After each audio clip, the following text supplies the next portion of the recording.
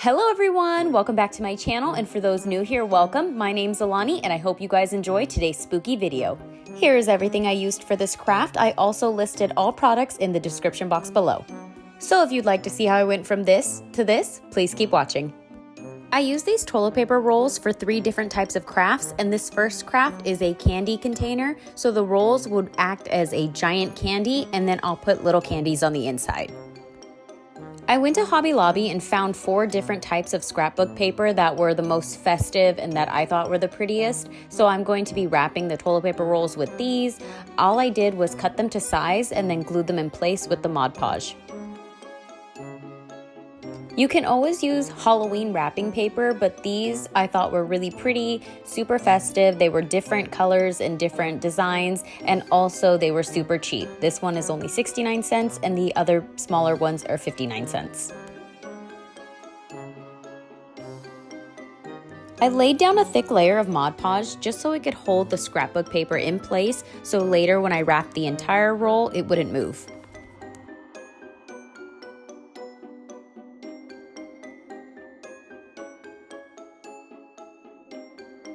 I could have let the glue dry longer, but I'm extremely impatient, so I just decided to start rolling. The pumpkin one, it did dry, but the rest of them, as you can tell, are not completely dry, but that's okay because Mod Podge dries clear, so I don't worry about that. After wrapping the entire roll, I just tucked in all the sides until you couldn't see them anymore. Also, I don't know if you guys noticed, but these toilet paper rolls aren't like normal toilet paper rolls. They are like the kind you get from businesses or rest areas where the toilet paper is like really crappy and it's like 1 ply and you're like, oh my God, it's gonna rip. But the roll itself is like super hard and sturdy. So that's what I'm using here. My aunt gave me tons of these from her work and they are amazing. They are really sturdy and they really hold their shape. It's just really hard to cut into them. So for my next DIY, cutting into them was a lot harder than it would have been with regular toilet paper rolls. This second DIY is the easiest out of all 3 of them, and I honestly think it's the most fun for kids to do, even though it's so simple. All you have to do is draw on any image you like on these toilet paper rolls and then cut them out later. Here I'm just drawing a set of scary eyes because I want 2 of the toilet paper rolls to be scary monster eyes and 2 of them to be pumpkins. So this monster looks very mad, and then I'm doing a mean pumpkin as well. Also, you can always use a pencil if you're more comfortable with a pencil, or you can even use stencils. I'm just using a Sharpie because it was what I had next to me and because I knew that I would be able to cut out most of the Sharpie marks, and I also had extra toilet paper rolls in case of any mistakes. Here is my happy jack-o'-lantern. I forgot to mention that if you guys wanted to, you did not have to cover these completely with tissue paper. Instead, you could paint them or spray paint them as well, and that would cover every single marking you have made. And also here is my surprised monster, or my shocked one. And then it was on to my least favorite part, which was cutting out the eyeballs and the faces. After everything was cut out, I used tissue paper for all of the rolls, I used black for the spooky eyes, and I used orange for the pumpkins. The tissue paper was really cheap, but I didn't use all of it, so if you wanted to, you could always use napkins, or you could even spray paint these to make it go quicker. I used 2 tissue papers for each of the faces. I just grabbed those 2 papers and I cut those in half, and then using Mod Podge, I just glued and rolled the same way I did with the candy containers. After everything was rolled, I tucked in the edges. The edges were pretty long on some of the sides, and I knew that they would be visible through the eyeballs, so I just cut the edges on some of them, and then I poked holes where I felt where the eyes were, using the big scissors and then smaller scissors just to cut to size. After that, I used a tiny brush and some Mod Podge to glue the edges of the eyeballs just so the tissue paper itself wouldn't fray and fly up.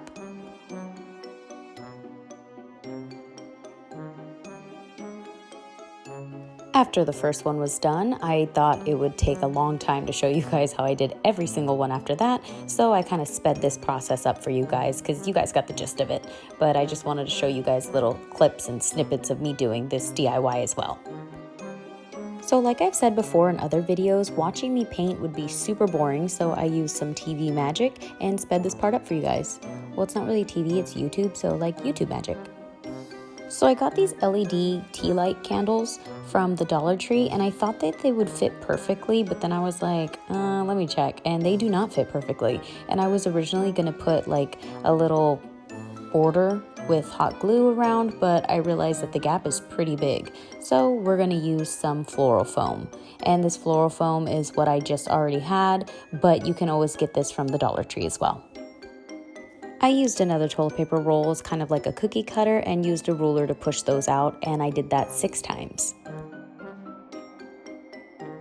I used my hot glue gun on one end of the toilet paper roll tube, and I just put it all around the inside, and then I put the floral foam on the inside.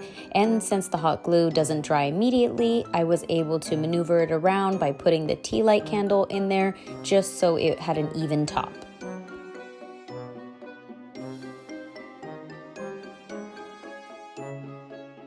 Then I put some more glue around the top of the floral foam just to make sure it doesn't move. I really didn't want the top of the tea light candles to look flat and white. I wanted them to look like they had actual melted wax on them, so I just used the same puffy paint I'm going to use later for the melted wax part on the tops of the tea light candles.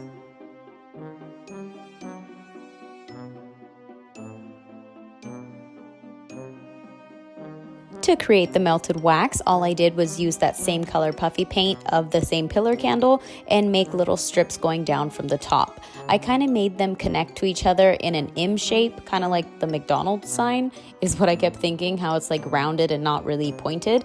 And I just kept going up and down around the entire thing until I was completely done. You can make them as long or as short as you want. I just like the look of them when they're really at the top and it looks like the candle barely started melting.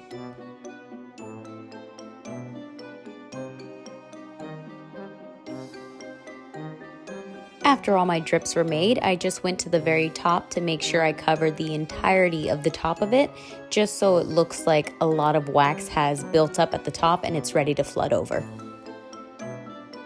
And of course, I did the exact same thing to all the rest of them.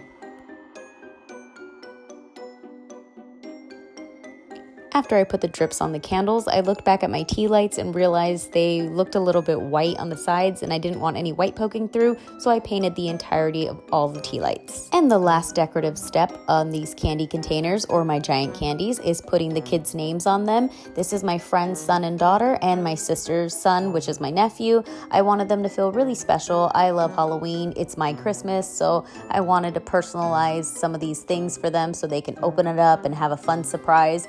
But these are perfect for any Halloween favors, or you can just give them out to trick-or-treaters and not put their names on them. So I'm putting names on 3 of them and leaving 1 plain so you guys can see what the plain ones look like as well. When I put the stickers for Lily's name on her container, I felt like it looked a little lopsided, but I didn't want to risk pulling them off and ripping the scrapbook paper, so I decided to use a ruler, which really didn't help me at all because I'm terrible with rulers, but they're made with love. Here are all the candles with the puffy paint nice and dry, and I'm just going to turn them on so you guys can see what they look like lit up. The final step for these spooky eyes and pumpkins is to put the glow sticks in them. These are all the colors that come with the glow sticks. I didn't think they would be this long. I originally was just going to tape them inside, so I had to improvise and roll them up and stick them inside that way, but if you do get smaller ones, those would work perfectly. And I just wanted to use 2 glow sticks for each toilet paper roll. So like I said earlier, these would have worked perfectly if they were smaller, and then I could have taped them on the top and bottom half of both of the eyes, but because that didn't happen, I just rounded them out and then taped them in place that way. So I'll show you how I did it. I kind of just folded them in on themselves and then pushed them in, hoping they would go around the eyes.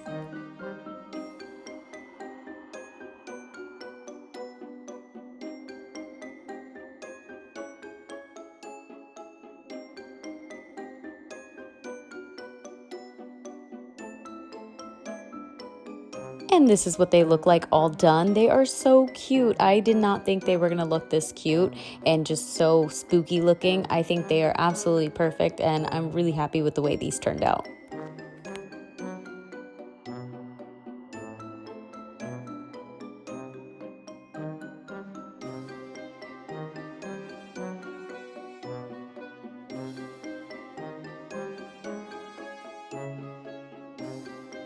And here are all the treats I'm putting inside my giant candies and candles. They are stickers, vampire teeth, eyeballs, and spider rings, and of course candy. And I love this green candy.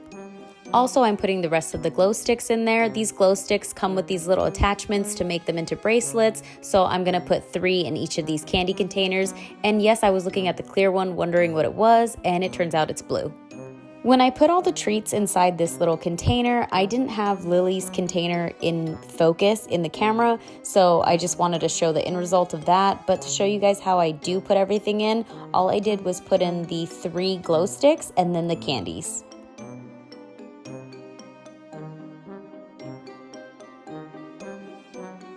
To fill up the candles, I put the stickers in first. Now the boxes that the stickers came in did not fit inside the roll, so I just took the stickers out of the boxes themselves, and I just stacked all the stickers together and put those in first. And then from then on, I put in the eyeballs and I put in the vampire teeth and some of those rings. Each kid got every color of the ring. So there's purple, green, orange, and black, and each of the kids got one of each.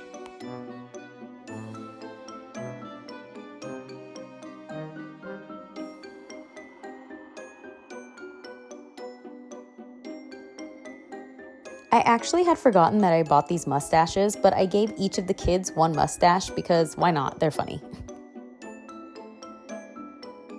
On to the very last step of these giant candies. The thing that makes them actually look like candies is this clear saran wrap. All I did was cut it like you would wrapping paper, and then I wrapped it around the entire roll of each roll individually.